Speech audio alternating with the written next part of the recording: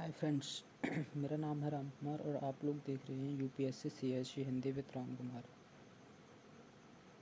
तो फ्रेंड्स, हम लोगों ने पिछले क्लास में बात की थी कि हम आगे सिलेबस की बात करेंगे। तो आज हम लोग यूपीएससी प्रारंभिक परीक्षा के भूगोल विषय की बात करेंगे। दोस्तों, भूगोल में पूछा जाता है भारतीय भूगोल और विश्व भूगोल। भारतीय भूगोल और विश्व भूगोल में बात की जाती है भारत और विश्व का भौतिक, सामाजिक और आर्थिक भूगोल। इतना ही यूपीएससी के पाठ्यक्रम में दिया हुआ है। फ्रेंड्स, हम इसकी भूगोल विषय के पाठ्यक्रम की विस्तृत चर्चा करेंगे। पहले बात करेंगे भारतीय भूगोल। फ्रेंड्स, भारतीय भूगोल में बात करेंगे भारत की मूल बातें,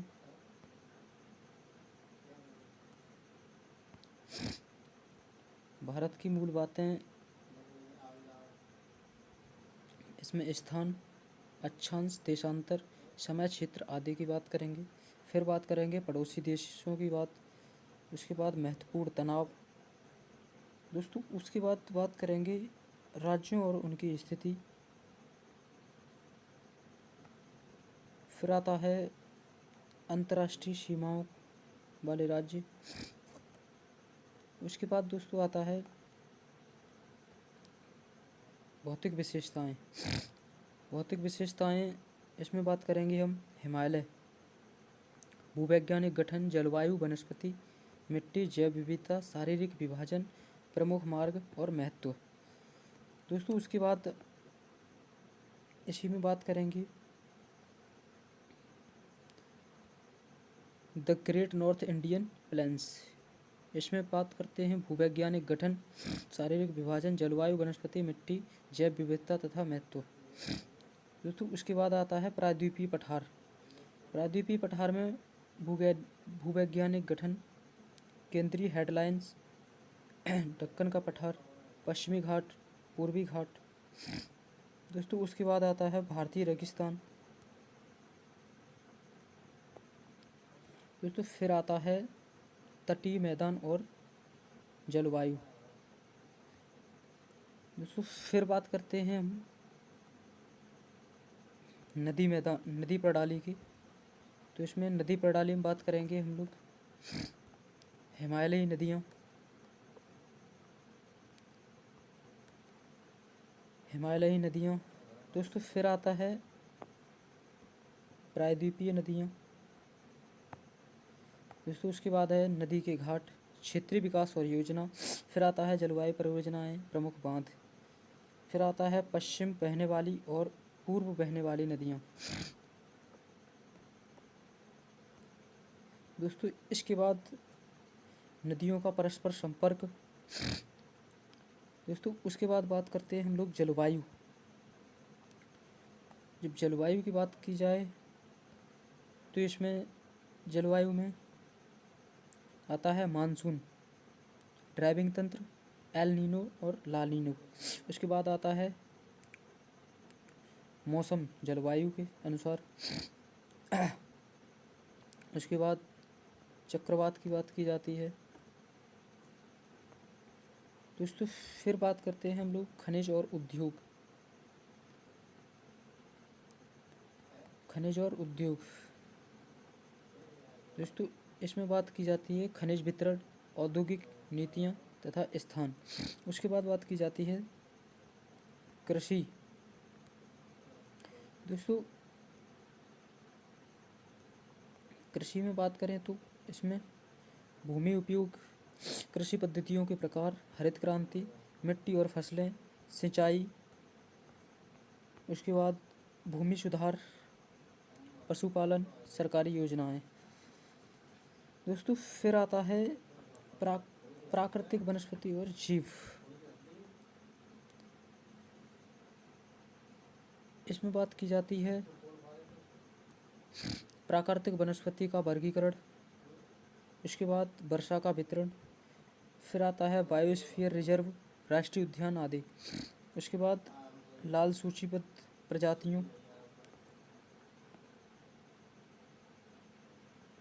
दोस्तों इसके बाद आता है आर्थिक अवसंरचना। आर्थिक अवसंरचना में बात करें तो इसमें परिवहन, राजमार्ग, अंतर्देशीय जलमार्ग आदि की बात की जाती है। उसके बाद आता है बिजली और ऊर्जा क्षेत्र, फिर आता है ऊर्जा के पारंपरिक और गैर पारंपरिक स्रोत। उसके बाद पूछा जाता है ऊर्जा संरक्षण। दोस्तों इसके बाद आता है मानव भूगोल। मानव भूगोल में बात की जाए तो इसमें बात करते हैं हम लोग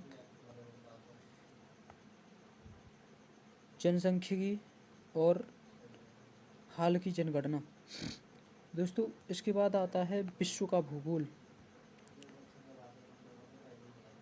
विश्व के भूगोल में बात की जाए तो इसमें हम लोग देखते हैं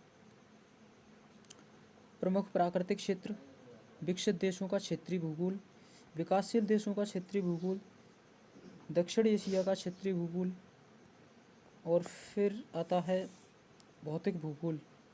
दोस्तों भौतिक भूगोल में आता है भू आकृतिक विज्ञान।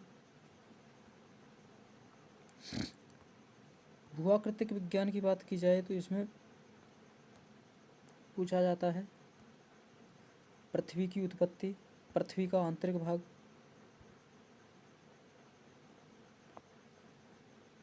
उसके बाद पृथ्वी का आंतरिक भाग, फिर हो गया चट्टानों के प्रकार और विशेषताएं, फोल्डिंग और फाल्टिंग, फिर ज्वालामुखी, भूकंप, पृथ्वी का आंतरिक भाग, उसके बाद अपक्षय। अपक्षय के बाद बात की जाती है फ्लूवियल, एओलियन और ग्लेशियल क्रियाओं द्वारा बनाएगी लैंडफॉल। दोस्तों उसके बाद भी बात की जाती है जलवायु विज्ञान।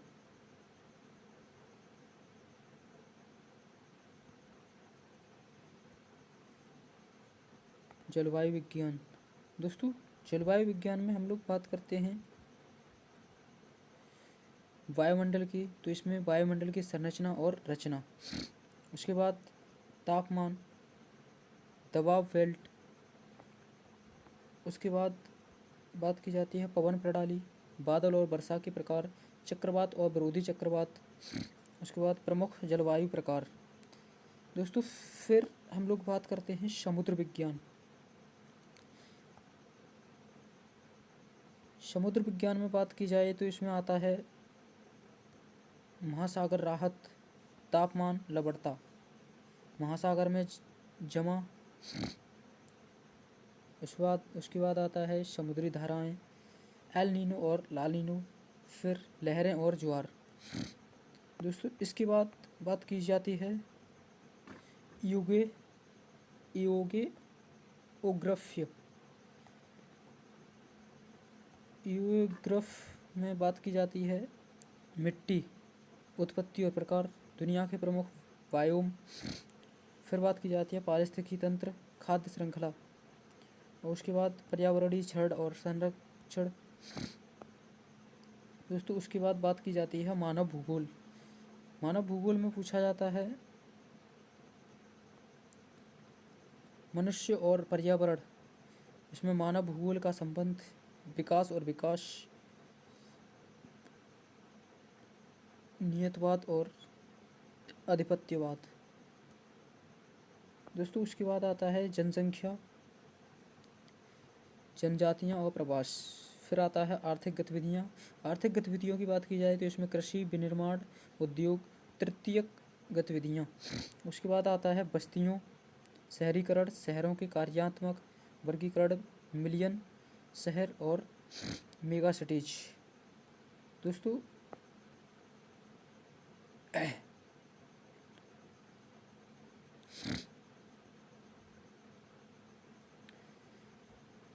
इसके बाद भारत और दुनिया से संबंधित स्थान, आधारित प्रश्न भी प्रीलिम्स में पूछे जाते हैं।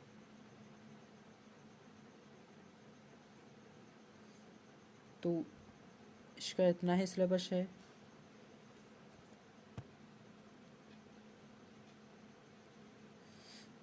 दोस्तों आगे की बात हम लोग एक नए विषय के साथ में करेंगे। तो भूगोल में इतना ही है, और